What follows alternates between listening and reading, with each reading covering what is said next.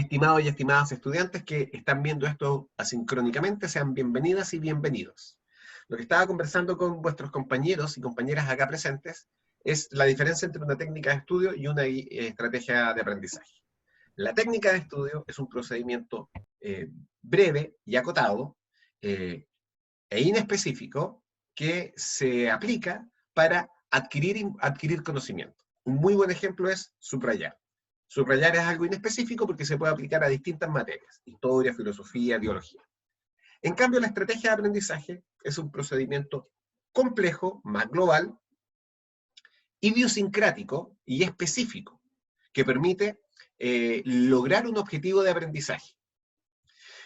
¿A qué me refiero con que es idiosincrático? A que es propio de cada persona, no es la misma estrategia en una persona que en otra, aunque el objetivo sea el mismo. En segundo lugar, son específicas, porque sí dependen del material.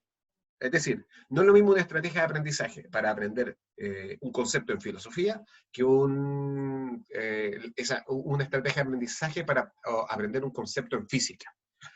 Partiendo por el hecho de que, por ejemplo, el concepto de aceleración en física, yo lo puedo poner a prueba. Yo puedo hacer pruebas empíricas que me permitan entender lo que es la aceleración. Yo puedo ver la aceleración. No así un concepto como, por ejemplo, inflación en economía. Yo no puedo ver la inflación, lo único que puedo hacer es experimentar con cifras y con noticias y con reportes históricos. Entonces se dan cuenta como los materiales son distintos, los procedimientos van a ser necesariamente distintos. Y como veíamos, además, hace algunas clases, hay un modelo de estrategia de aprendizaje que es el de Dancero, que plantea que una estrategia de aprendizaje tiene 5 elementos. A ver si recuerdan cuáles son. Uno de esos elementos son las técnicas de estudio. ¿Cuáles son los otros 4?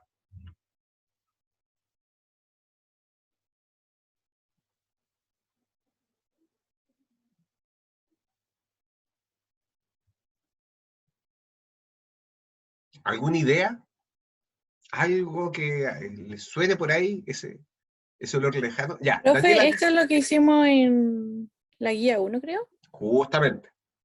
Sí. Daniela dice apoyo, particularmente acciones de apoyo. ¿Qué es lo que son las acciones de apoyo?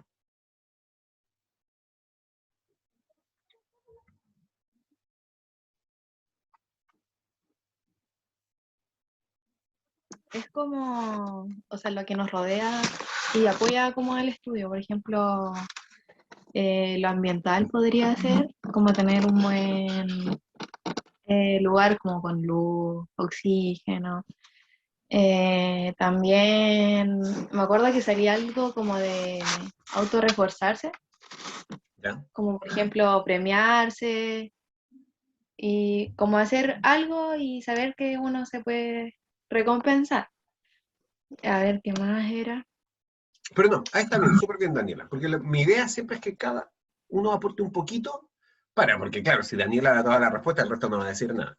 Pero va súper bien encaminada, porque lo que menciona son elementos de apoyo. El ambiente por sí mismo no es una acción, pero sí es una acción el usar adecuadamente mi entorno.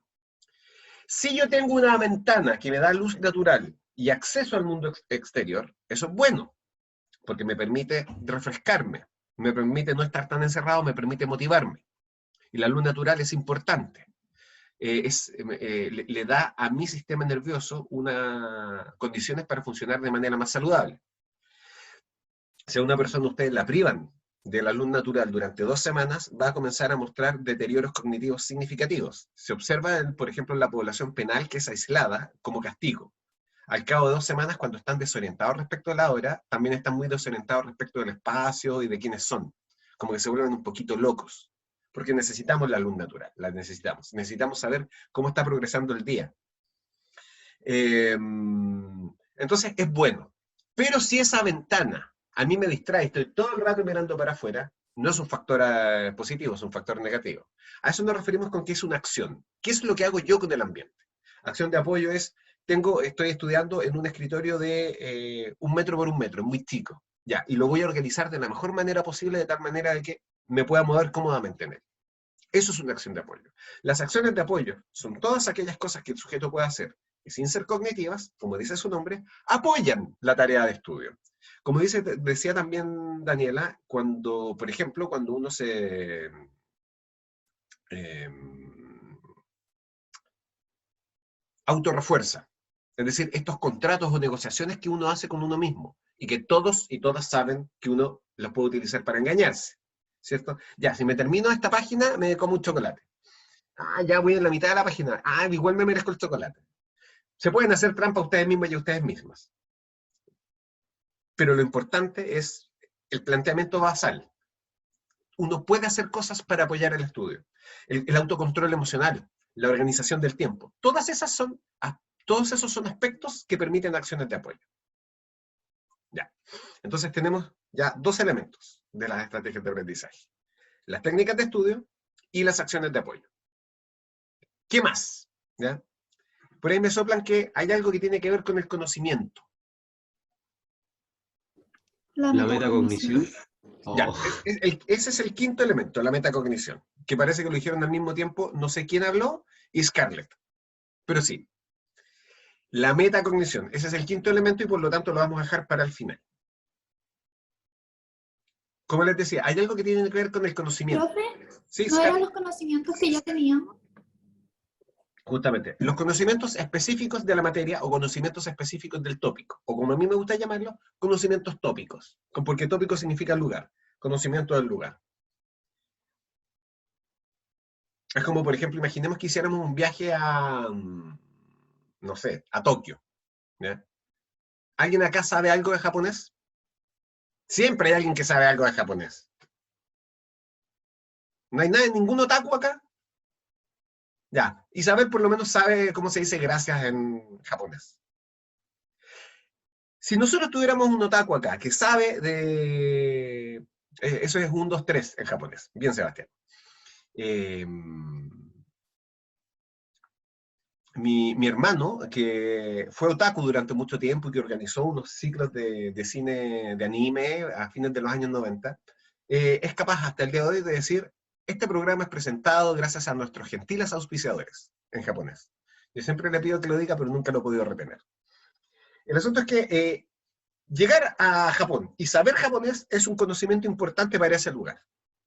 Pero el que sepa coreano en Japón no va a poder utilizar su conocimiento. Lo mismo ocurre acá, cuando se trata de una estrategia de aprendizaje.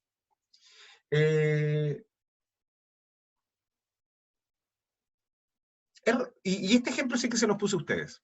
¿Es relevante saber acerca del proceso de las guerras napoleónicas para entender el proceso independentista latinoamericano?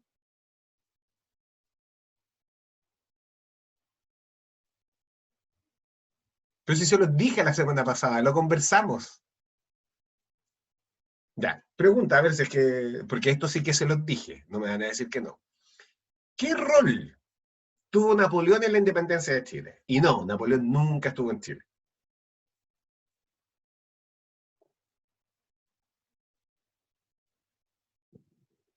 Pero se los dije, yo hablo solo yo acá. ¿Qué hacían mientras yo lo decía? ¿Estaban atentos a la mosca esa que tienen de mascota en su habitación? Dejen tranquila la mosca. Esa mosca que ustedes creen que su mascota es la nieta de la mosca. Sí, Catalina, tú y todos ustedes son como Dory.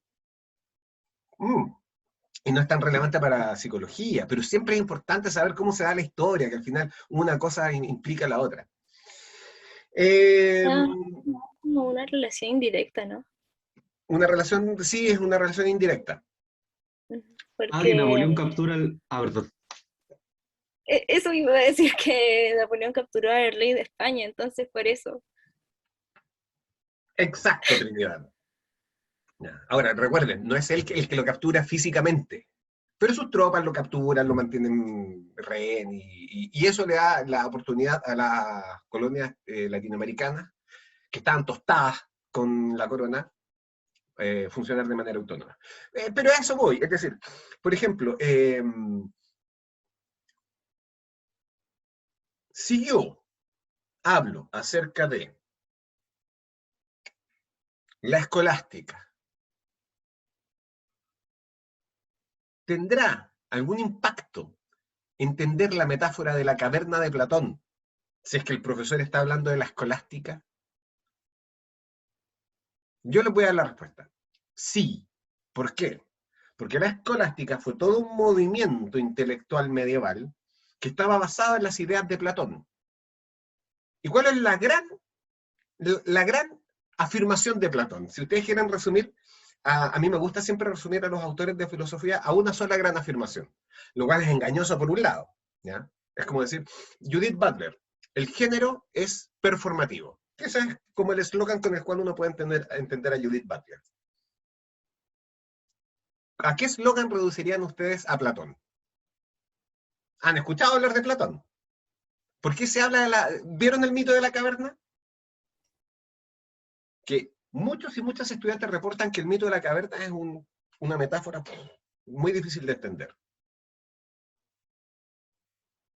Profe, Pablo. yo le podría establecer una relación con relación a la Edad Media o si se quiere la escolástica y la metáfora de la caverna, porque podemos entender esa etapa de la Edad Media como un periodo de oscurantismo, en el cual no se dejaba un pensamiento crítico como existía en épocas anteriores o épocas posteriores. Por tanto, nosotros en esa época, o la humanidad, solamente le dejaban ver lo que la religión les dejaba ver, o sea, cuando en la caverna está la gente atada viendo esas sombras son proyectadas por la iglesia. Entonces, después se sale eso con la modernidad y la iluminación, entonces ahí aparece todo ese pensamiento crítico neocantiano y post Edad Media. Esa es la relación que le puedo establecer. ¿Sabes qué, Pablo? Yo no iba para allá, yo iba para otro lado. Tienes absoluta razón. En el fondo ahí la metáfora de la caverna de Platón nos ayuda a entender el periodo histórico, o mejor dicho, el contexto histórico de la intelectualidad de esa época. Justamente la escolástica se sale de eso. La escolástica era para los privilegiados, pero para todos los demás lo que existía eran las ideas que improntaba la iglesia y que la iglesia permitía. Y era un periodo, como tú decías, de bastante oscurantismo porque no se permitía, ni se estimulaba, ni se posibilitaba el libre pensamiento. A las personas se les decía qué pensar y quien tomase alguna acción que se saliera de esa norma, típicamente era severamente sancionado. Severamente sancionado. Básicamente acusado de hereje. Y si te acusaban de hereje en la Edad Media, lo pasabas muy mal. Pero, por ejemplo, ahí es donde se nota. Quien jamás oyó hablar del mito de la caverna, quien lo escuchó una sola vez y no retuvo mucho, tiene pocas chances de acceder a esta discusión. ¿Por qué hablan de una caverna? ¿Por qué hablan de las ideas? ¿Por qué hablan de ver? ¿Cómo la caverna tiene que ver con ideas? Si uno conoce la metáfora, la ha escuchado una y mil veces, es mucho más fácil acceder a eso. Lo mismo con el concepto de inflación en economía. O, por ejemplo, el crecimiento económico. ¿Alguien acá podría explicarme qué es el crecimiento económico? Cuando dicen, Chile, el Banco Central proyecta que Chile durante este segundo semestre va a crecer un 6,2%. Eso es mucho, eso es poco, es lo mismo que el PIB. Independientemente, porque no vamos a ir para allá, de cuál sea la respuesta, es obvio que es mucho más fácil entender la noticia si es que uno sabe lo que es el crecimiento económico, si uno sabe lo que es el PIB, y si uno lo puede discriminar de otros como el Producto Geográfico Bruto, es mucho más fácil. Economía creo que es un muy buen referente de cómo el conocimiento del tópico incide en la comprensión, que es obvio, es obvio. Y mientras yo más sepa del tema, más estrategias de aprendizaje puedo generar porque tengo más cosas avanzadas. Así que ahí están los tres elementos que hemos definido. Técnicas de estudio, acciones de apoyo y conocimientos del tópico.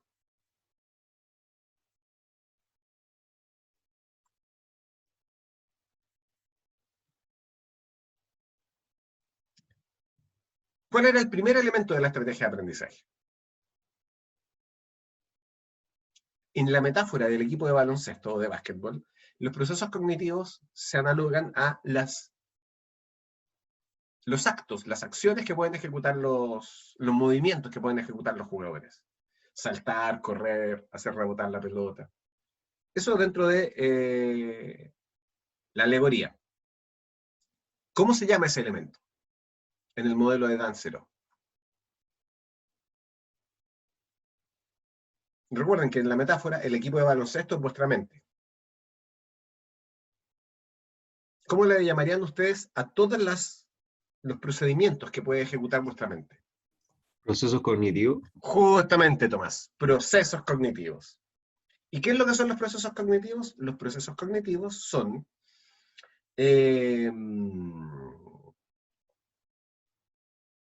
antes de explicar lo que son los procesos cognitivos, es importante hacer referencia al concepto de representación. Eso lo vimos, ¿cierto? Lo que era una representación. Que esto es fundamental en psicología. Y no solamente en psicología, sino que en el universo. Vamos viendo.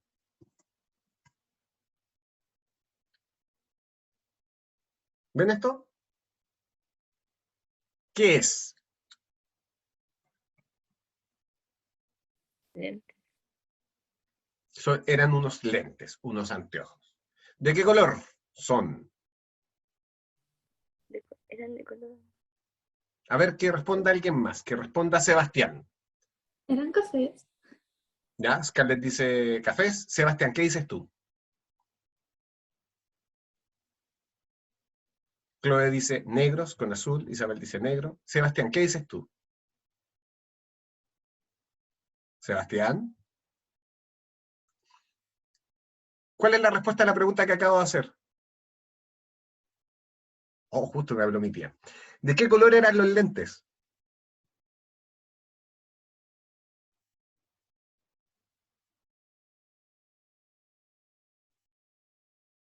Oh, el profe me hizo una pregunta y yo en este momento justo no estaba. Estos lentes, ¿de qué color son? Bien, negros. Franco, ¿cuánto pesan esos lentes? Ni idea, profe. ¿Cuánto crees? No puede ser muy pesado, yo diría con unos 150 gramos lo más. Perfecto, 150 gramos. Independientemente de eso es cierto o no, ustedes, Sebastián particularmente, respondieron algo respecto del color de los lentes. Y Franco incluso especuló respecto de su peso. La pregunta es, ¿cómo saben ustedes, ya, que los lentes son negros? Porque los vieron, sin duda, ¿cierto? ¿Cómo sabe Franco? ¿Por qué especula Franco que pesa 150 gramos si no los tiene en sus manos? Porque Isabel dice 20 gramos. Porque, especialmente cuando ustedes responden la pregunta acerca de el color, ustedes están viendo los lentes acá al frente. ¿Los pueden ver? Pero esos lentes que ustedes están viendo no son los lentes que yo tengo acá. Es imposible, porque los lentes que yo tengo acá son un objeto físico que no puede estar en dos lugares al mismo tiempo. No se ha desmaterializado, ni se ha generado una duplicación de esos lentes que ingresan físicamente a vuestra cabeza. Si eso ocurriera, sería un acto devastador para vuestro sistema nervioso y ustedes morirían. Si ustedes ingresaran lentes a su cabeza, a su cerebro, morirían en una hemorragia horrible. Pero lo que sí es cierto es que lo que dice Isabel dice, tenemos una idea. ¿Idea de qué? De los lentes. Esos lentes, ustedes generaron una copia virtual de los lentes en su mente. Y ustedes pueden responder preguntas acerca de esa copia, haciendo relaciones de esa copia con lo que ya conocen. Como bien decía por ahí Cristian. Isabel dice, hace poco tomé unos lentes, entonces tengo un referente de cuánto pesan. Yo soy pésimo estimando pesos, pésimo. A mí me parece que 150 gramos es apropiado, pero capaz que sean 20, y nos equivocamos por mucho. El asunto es que esa copia virtual que ustedes tienen de los lentes y de los objetos del mundo en su mente, eso es una representación. Y a propósito de la muerte de Humberto Maturana, famoso biólogo chileno que recibió el Premio Nacional de Ciencias en 1994 y que murió la semana pasada y que probablemente hizo que se inundaran sus redes sociales de noticias acerca de Humberto Maturana. Y probablemente ustedes no tenían idea quién era Humberto Maturana. ¿Sabían quién era? No importa si no sabían, ¿ya? Yo lo había escuchado nombrar por ahí, sabía que había un científico chileno famoso, bueno, y se murió. Ya, eso es lo que sé. Pero ¿cuál es la gran contribución de Humberto Maturana a la biología y a la ciencia mundial? ¿Por qué ganó el Premio Nacional de Ciencias en 1994? ¿Alguien sabe? Autopoiesis. Perfecto. Pablo dice autopoiesis. Trinidad, tú ibas a decir algo. Eso mismo, autopoiesis. ¿Y qué es la autopoiesis? Ah, uy, se me olvidó cuál era. Ah, es que... Proceso en el cual el ser vivo como que es muy parecido a un proceso homeostático, pero va mucho más allá de eso y se utiliza hacia la teoría de los sistemas y hacia las ciencias sociales. Es que ellos se dan cuenta que los procesos dentro de los seres vivos son cíclicos y no sé si es regresiva la palabra, pero se entiende la idea. Y es poiésico porque poiésico es cuando un proceso tiene como función realizar un proceso distinto de sí mismo, no como algo que sea relacionado a la praxis, que algo que tiene como realización en sí mismo. Entonces, autopoiésico se refiere a cuando ese proceso que se realiza dentro, digamos, homeostático, eh, se realiza dentro de sí mismo con el fin de sí mismo, pero es como una, que se realiza más allá de sí mismo, algo así. Tú vas muy bien encaminado respecto de qué es lo que es la autopoiesis. Y, de hecho, Pablo nombró un concepto que es fundamental para entender la autopoiesis, que es la homeostasis. La homeostasis es la propiedad de los sistemas de recuperar su equilibrio una vez que este ha sido perturbado. Los sistemas complejos se sostienen en el medio en el que están, no desaparecen. Y cuando sufren un ataque, se reparan. Esa es la homeostasis, recuperar el equilibrio.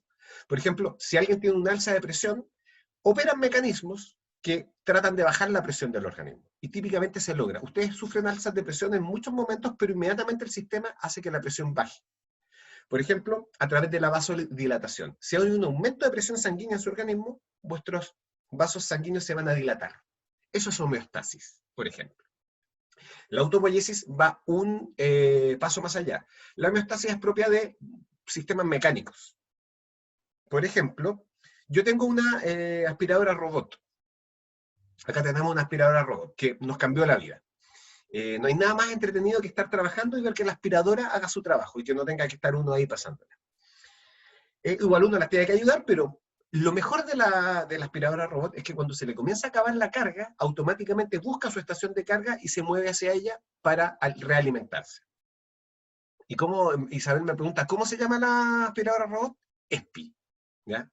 ¿Por qué ESPI? Porque es un diminutivo de Esperancita. La Esperancita ahora es la ESPI. Después se las puede mostrar al final de la clase.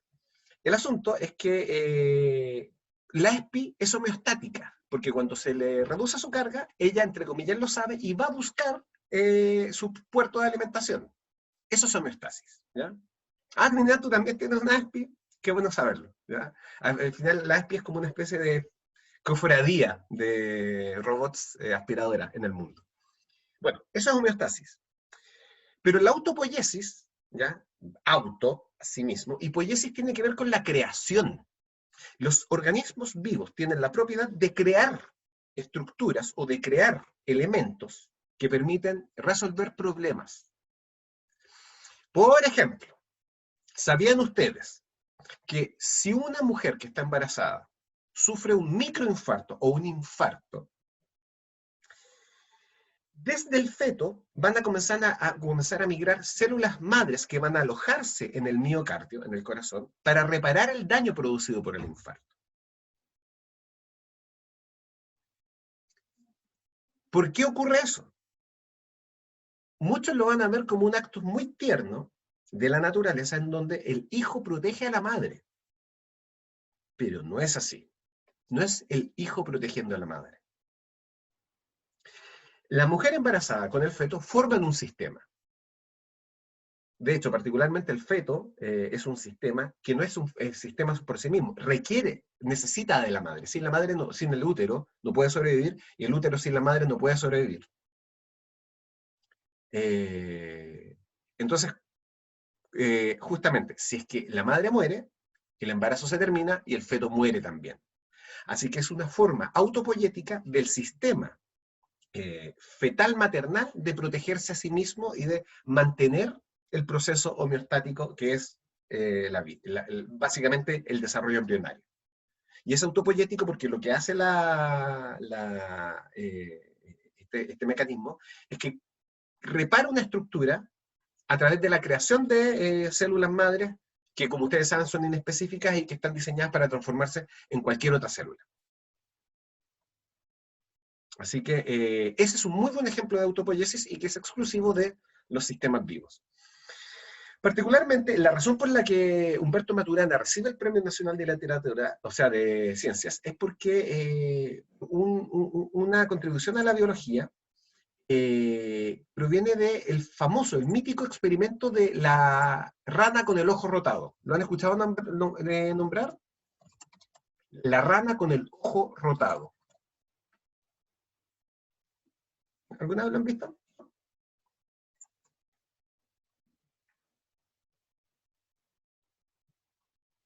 Déjenme buscar una buena imagen para explicarlo, porque es difícil de explicar de otra manera, ¿ya? Y tiene que ver justamente sobre el enfoque constructivista de la psicología.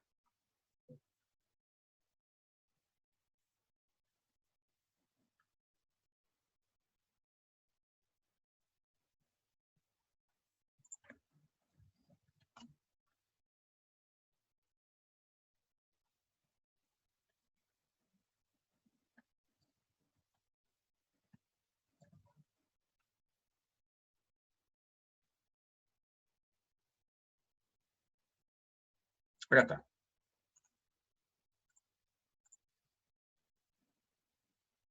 Observad, por favor. Ya. ¿Qué es lo que hizo la rana? Chloe por interno me dice que según que ella pensaba que era un camaleón. Y no, en este caso era una rana. Creo que también se hizo el experimento con una salamandra, si no me equivoco. Y respecto de la ética de este tipo de experimentos, obviamente todo este tipo de experimentos son éticamente súper disputables, súper disputables. Yo soy absolutamente contrario a la experimentación animal, especialmente con este tipo de experimentos, pero dado que ya se hicieron, es importante saber qué se concluyó con esto.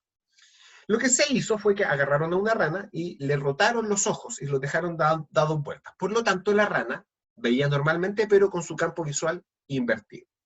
Y lo que ocurría era que cuando la rana veía una mosca en el cuarto trasero de su campo visual, es decir, en su nuca, sacaba la lengua hacia el frente. ¿Por qué? Porque el sistema psicomotor de la rana estaba diseñado para automáticamente tratar de capturar una mosca de acuerdo a dónde la ve en el campo visual. Y esa acción está calibrada para esa forma particular de entender el campo visual. En gran medida, los animales sabemos utilizar nuestro cuerpo de manera casi automatizada, casi inconsciente, porque hemos aprendido a funcionar de esa manera. Piensen ustedes que ustedes no necesitan reflexionar en cómo mover el brazo para moverlo.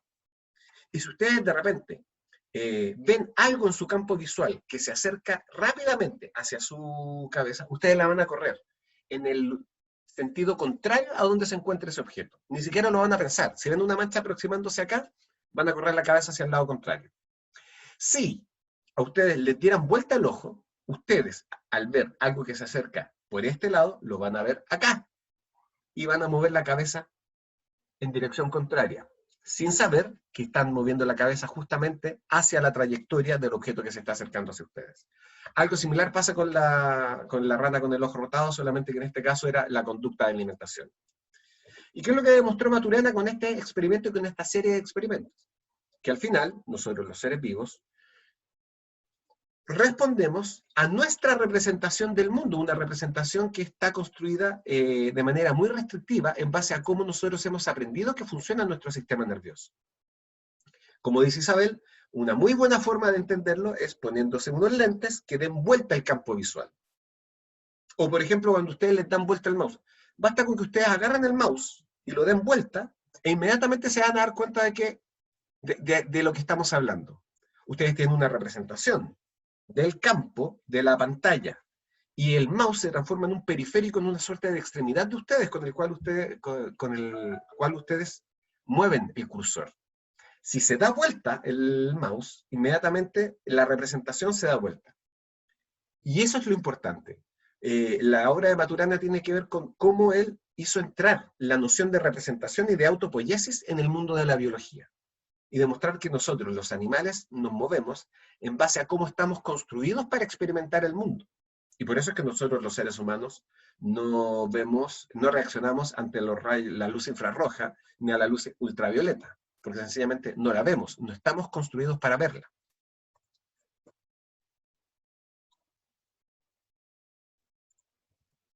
Ahora, ¿por qué estoy hablando de esto? Porque eso es una representación. Una representación es una copia virtual del mundo.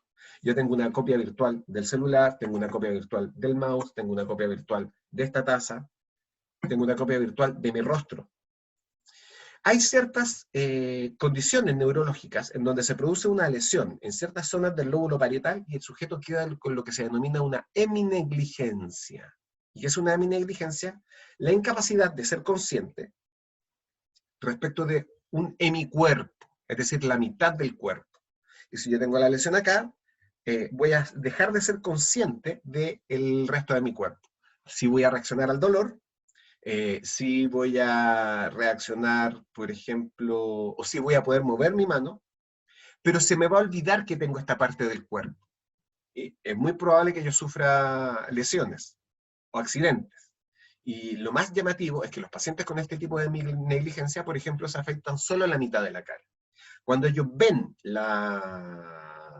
su reflejo en el espejo, ven toda su cara, pero dejan de considerar esta parte de su cara, y por eso se afectan solo esta mitad. Eso es una heminegligencia. Y una heminegligencia es básicamente una incapacidad de lograr una representación completa del cuerpo. Se representa solo la mitad. Y eso denota que la representación es no solamente percepción, sino que también es consideración de eso que se está percibiendo.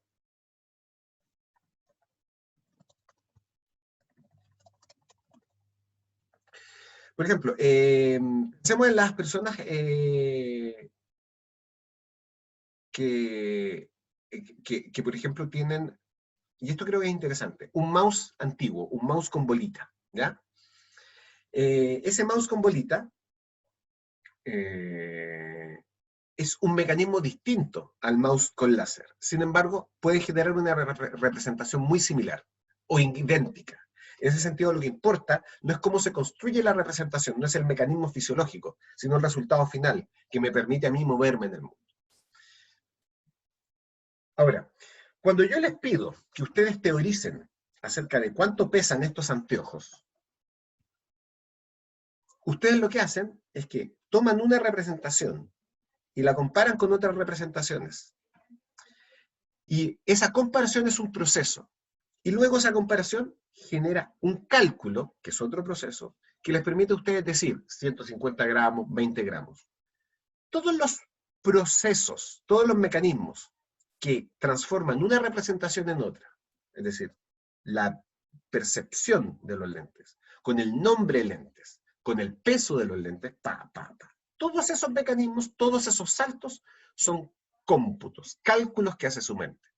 Y esos cálculos los llamamos procesos cognitivos. Esos son los procesos cognitivos, que es el primero de estos elementos. Entonces, los elementos son procesos cognitivos, análogos a las acciones que pueden ejecutar los jugadores del equipo de baloncesto. Los conocimientos del tópico, las técnicas de estudio que se pueden entrenar, las acciones de apoyo, que son análogas a la barra, al utilero, al preparador técnico, o sea, perdón, al preparador físico, es decir, todos los elementos que permiten que el equipo funcione. Y el quinto elemento, como el nombre de la película, que ya lo habían mencionado por ahí, es la metacognición. Y en la metáfora del baloncesto, ¿a qué equivale la metacognición? Feliz entiende perfectamente qué es lo que es la metacognición. ¿A qué equivale en el equipo de baloncesto la metacognición?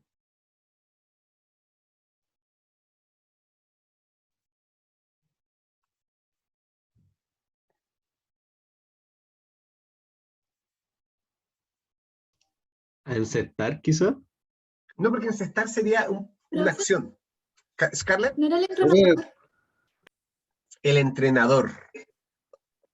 Ya. ¿Por qué el entrenador? El entrenador no juega. Ha habido algunos casos de futbolistas, karatecas, que han sido entrenadores y competidores al mismo tiempo, pero es una excepción. Típicamente el entrenador no juega y, como bien dice Isabel, ve todo. O por lo menos, si nos volvemos maturanescos, ve aquello que puede ver, aunque suene redundante. Tiene conocimiento del juego, ve el partido desde fuera, y es el que toma decisiones respecto del equipo. Es el que dice, vamos a cambiar la táctica. Es el que cambia un jugador por otro. Dice, tú sales, tú entras. Es el que da instrucciones, como por ejemplo, que esto es súper sucio, es típico del fútbol, que le dice al jugador que está en el suelo que no se pare. ¿Para qué? Para que demore el juego. ¿Ustedes saben lo que es una falta técnica? Perdón, una falta táctica.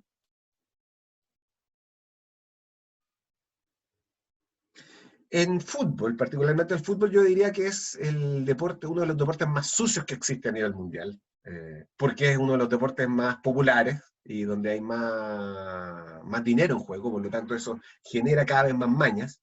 Así es el ser humano, es mañoso. Todos ustedes saben que una falta está prohibida en el juego, justamente una falta es una violación a las reglas del juego.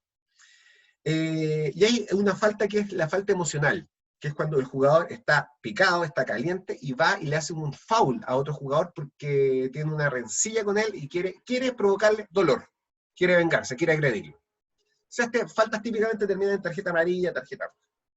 Pero de repente ustedes van a ver que un jugador en la mitad del campo le hace una falta innecesaria al jugador del equipo contrario, justo cuando el equipo contrario estaba atacando. ¿Por qué hace esa falta? Porque lo que quiere es detener el juego, arriesgándose a recibir una tarjeta, para darle tiempo a su equipo a recuperar el aire, a volver, a defender. Esa es la denominada falta táctica, una falta que está hecha intencionadamente para reorganizar el juego, para cambiar el momento del juego. Eso es una falta táctica. Yo lo encuentro horrible, lo encuentro feo, lo encuentro bajo, pero hay que reconocer que existe. ¿Y quién ordena la falta táctica? El entrenador. ¿Durante el juego? No, antes del juego. El entrenador no se para al borde de la cancha y dice, haz una falta táctica. Porque si lo hiciera, le ponen roja inmediatamente. Él no puede llamar a sus jugadores a cometer fouls. Pero lo dialogan antes. Ahí lo plantean como una estrategia táctica de antes. Chicos, o chicas, si es que vamos ganando y el otro equipo viene atacando y no tenemos suficientes defensas, traten de hacer una falta táctica para darnos tiempo para recuperar la defensa. El entrenador hace este tipo de cosas antes, durante y después del juego. Juntarse con los jugadores a ver el video del juego y retarlos. Eso también es algo que hace el entrenador y es un acto, en el fondo, en la metáfora, metacognitivo. Ustedes antes, durante y después de la acción cognitiva, por ejemplo, rendir una prueba, van a hacer cosas. Ese es su entrenador, es como su pequeño yo, su mini-mí, que toma decisiones respecto de cómo se va a afrontar la tarea. Esa es la metacognición. Y lo que ustedes tienen que hacer en esta tercera guía es, básicamente, declarar, consolidar una estrategia de aprendizaje que nosotros hemos ido intencionando que ustedes construyan a lo largo del semestre. ¿Ya? Ya. Acá está la actividad en sí misma. Ya, acá está el objetivo. Seleccionar, de acuerdo a un autodiagnóstico, técnicas de estudio, procesos cognitivos, conocimientos específicos, acciones de apoyo y planificaciones metacognitivas que puedan guiar su aprendizaje en el primer año de la universidad. Ahí dice, en el primer año de la universidad.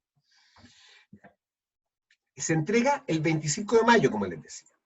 Y dice, utilizando lo realizado en la guía 1 y 2, a continuación detalla cómo podrías estudiar de manera más eficiente.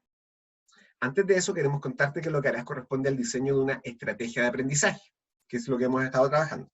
Para que comprendas la cabalidad del concepto y que se trata de algo muy distinto a la técnica de estudio, con lo que habitualmente se le confunde, revisa por favor material que ya has visto, ¿ya? El manual del estudiante de las estrategias de aprendizaje y la clase de la semana del 5 de abril. ¿Qué se necesita para estudiar exitosamente en la universidad? Luego de revisar el material, diseñen ustedes su propia estrategia de aprendizaje mediante los siguientes pasos.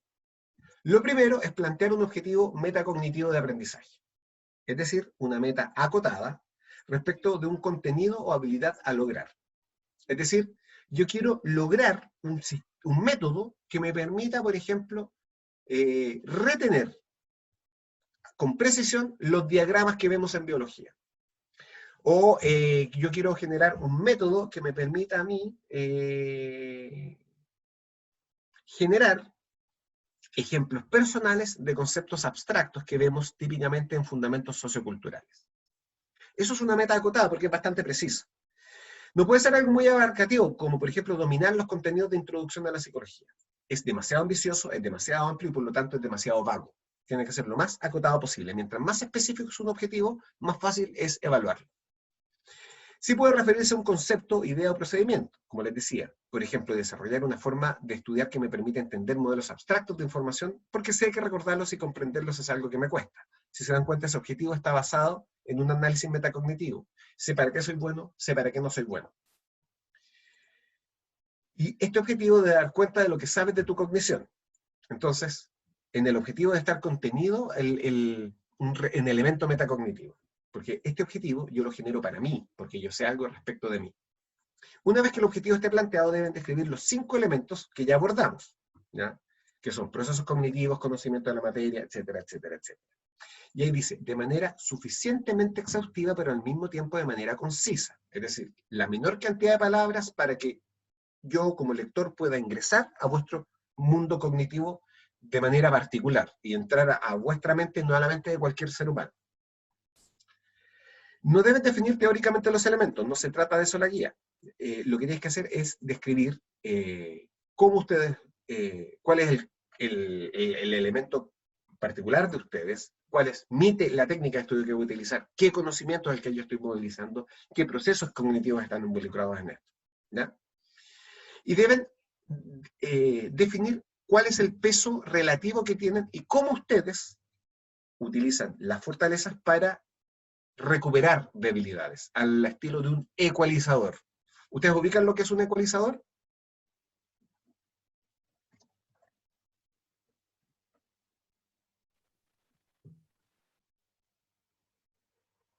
Lo del sonido, ¿no? Lo que lo maneja como lo alto y lo bajo, ¿o no? Justamente. Es una muy buena metáfora, pero ya no todos saben lo que es un ecualizador, porque antes los ecualizadores estaban en todos los equipos de sonido, pero ahora muchos ecualizadores son especies de opciones predefinidas que tienen nombres como jazz, rock. Pero miren, esto es un ecualizador. Quienes hagan música lo conocen perfectamente. Es un dispositivo que separa las distintas frecuencias de onda dentro de una input de sonido y permiten ir manejando el protagonismo que tienen esas frecuencias de onda dentro del sonido. Entonces acá, por ejemplo, lo que yo tengo es una perilla, 1, 2, 3, 4, 5, 6, 7, 8, 9, 10 perillas, para manipular distintas frecuencias de sonido, de los 31 Hz a los 16.000 Hz. Esto es teoría del sonido que no viene mucho al caso, pero lo importante es que yo puedo subir una perilla y bajar otra. Entonces, si yo os digo, para mí, los procesos cognitivos que tengo, por ejemplo, en la memoria, me cuesta mucho adquirir información. Cuando se trata de codificarla, es decir, anclar esa información nueva con información ya conocida, también me cuesta, se me evapora, tengo que estar repitiendo esto constantemente. Y como eso es débil, esto yo lo compenso con una técnica de estudio que yo manejo desde que estoy en enseñanza media, que es hacer tarjetas, hacer fichas, y eso me ha permitido empíricamente retener más conceptos de los que podría retener sencillamente repitiéndolos en voz alta. ¿Ya? A eso hace referencia esto de el ecualizador. Es solamente una alegoría para que se entienda a qué nos referimos con que ustedes tienen que reportar cuáles son fuertes y cómo compensan los débiles. ¿Ya? A eso hace referencia.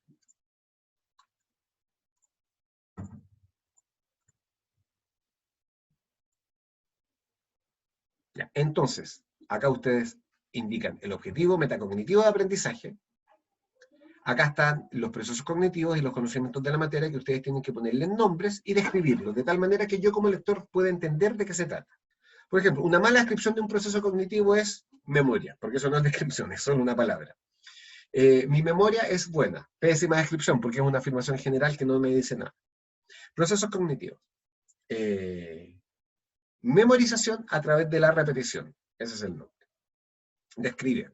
Yo me doy cuenta de que para retener información tengo que tenerla bien, bien clarita en mi memoria a corto plazo. Entonces tengo que estar repitiéndola de tal manera que esté constantemente presente al servicio de mi cognición. Y mientras la voy repitiendo, voy aplicando procesos de codificación, que es imaginarme, por ejemplo, cada uno de esos elementos, relacionarlos entre ellos. Y eso lo hice, para este caso, con este ejemplo. Esa es una buena descripción. Oiga, Y acá, profe, una consulta, ¿sí? ¿le hacemos el cuadrito o se lo dejamos más escrito como texto? ¿Qué prefiere? El cuadrito está bien, dejen el cuadrito. Algo que a mí Ya. siempre me llama mucho la atención de ustedes es que ustedes dejan todo esto y nunca he entendido por qué lo dejan. ¿Es porque les da lata sacarlo? No lo sé, ¿ya? Pero traten de sacar todo esto, pongan su nombre y pongan la descripción de lo que van a hacer a continuación. Entonces, a continuación, voy a escribir mi estrategia de aprendizaje. Partiendo por el objetivo metacognitivo de aprendizaje, ustedes pueden dejar el cuadrito. Me parece bastante ordenado. Luego los procesos cognitivos, conocimiento de la materia, y acá tienen que señalar la importancia que tiene para esa estrategia. Y ustedes ponen, mi proceso cognitivo de memorización es la puerta de entrada para la estrategia de aprendizaje, es esencial, pero al mismo tiempo, como mi memoria es mala, esto yo lo considero una debilidad que lo voy a compensar con la técnica de estudio que voy a escribir a continuación. Bueno, conocimientos de la materia, describir cuáles son los conocimientos que se están movilizando y por qué importan dentro de lo que voy a hacer a continuación. Ahí están las técnicas de estudio, las acciones de apoyo. Tienen que señalar de qué manera la estrategia diseñada se basa en tus fortalezas, de qué manera la estrategia diseñada se basa en sus habilidades, y finalmente evaluar el logro del objetivo metacognitivo de aprendizaje. La idea es que ustedes pongan esto a prueba. Si no pueden ponerlo a prueba, porque ustedes diseñan todo un sistema para una prueba para la cual todavía no han alcanzado a estudiar el 25 de mayo, no importa, ustedes lo que tienen que poner ahí es cómo planean ustedes evaluar la eficiencia de esta estrategia de aprendizaje. No la he podido poner en práctica, pero la voy a evaluar de tal manera. La nota es un muy buen referente, pero no es el único, porque existe la posibilidad de que ustedes hayan aplicado de manera muy eficiente la estrategia de aprendizaje, pero justo en la prueba les hayan preguntado algo que ustedes por alguna razón no estudiaron. No es culpa de la estrategia de aprendizaje. Sí es responsabilidad del estudiante, pero no pueden echarle la culpa a la estrategia de aprendizaje. Luego acá hay algunos consejos de cómo ustedes podrían organizarse, orientarse. Si leen este texto, en el fondo se van a ingresar un poquito más a este léxico cognitivo que queremos que ustedes manejen. Y acá está la rúbrica, ¿ya? Que tiene ¿cuántos elementos?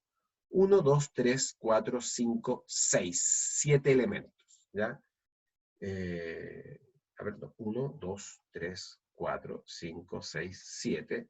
Sí, bien digo. Y está mal acá, dice 24, pero el puntaje máximo es 21. Utilicen la guía, la rúbrica, para guiarse en su diseño de estrategia de aprendizaje. Porque yo me he dado cuenta que muchas veces hay estudiantes que entregan las guías que nosotros les pedimos con algún elemento que falta. Y si hubiesen fijado en la rúbrica, no habrían omitido ese elemento.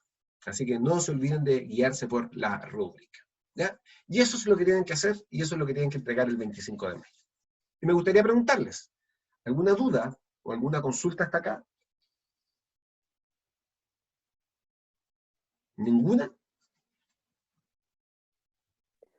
Profe, yo tengo una duda sobre Cuéntame. la segunda parte del trabajo, o sea, cuando habla sobre los conocimientos, ¿Ya? como de qué forma tenía que desarrollar eso en el trabajo. Va a depender del objetivo. Si el objetivo que tú te planteas es acerca de fundamentos socioculturales, tienes que indicar qué conocimientos son los que se necesitan para aplicar esta estrategia. Por ejemplo, ustedes en fundamentos socioculturales están viendo modernidad, ¿o no? O vieron modernidad, ¿no? En el inicio, así como muy inicio, hablamos sobre el periodo histórico de la modernidad. Perfecto. ¿Qué más están viendo en fundamentos socioculturales? Ahora estamos en el neoliberalismo. Neoliberalismo, ya.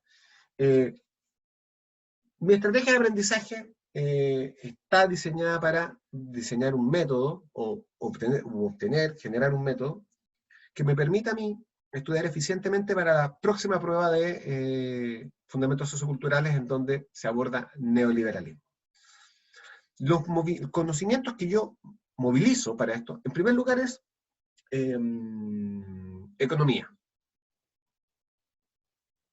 Particularmente dentro de economía es definición de los distintos sistemas económicos que se han planteado a lo largo de la historia. Por ejemplo, ¿ustedes conocen a la gente que odia el socialismo sin saber lo que es el socialismo?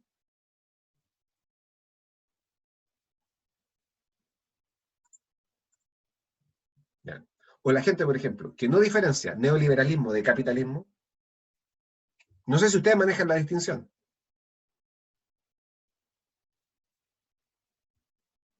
Que es súper importante. Porque muchas veces, cuando las personas critican el capitalismo, están realmente criticando el neoliberalismo. Entonces, por ejemplo, claro, conocimientos de cuáles son los distintos sistemas económicos que se plantean. Los autores que se han mencionado. ¿Qué autores se han mencionado en fundamentos socioculturales? Sé que se ha mencionado Foucault. Sé que se ha mencionado a la Silvia Federici. ¿Quién más? ¿Qué otros autores les han mencionado en fundamentos socioculturales? A Marx, a Weber, a Lavero Bao. Perfecto. Ya. Conocimiento de la obra de todos estos autores. Yo al principio no tenía idea que había dicho Max Weber. Ahora sí lo sé. Entonces ahora puedo diseñar una estrategia de aprendizaje que me facilita aprender y porque me permite consumir menos tiempo. Lowy, por ejemplo, Hannah Arendt, ¿ya? Barbero. ¿Ya? Entonces, a eso se refiere con conocimientos de la materia. ¿Qué conocimientos yo me voy a movilizar y son necesarios para esta estrategia de aprendizaje? No van a ser todos, pero algunos sí.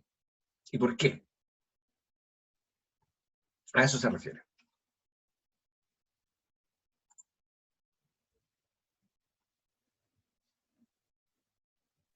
Muchas gracias, profe. De nada. Más. ¿Alguna otra consulta, alguna otra duda?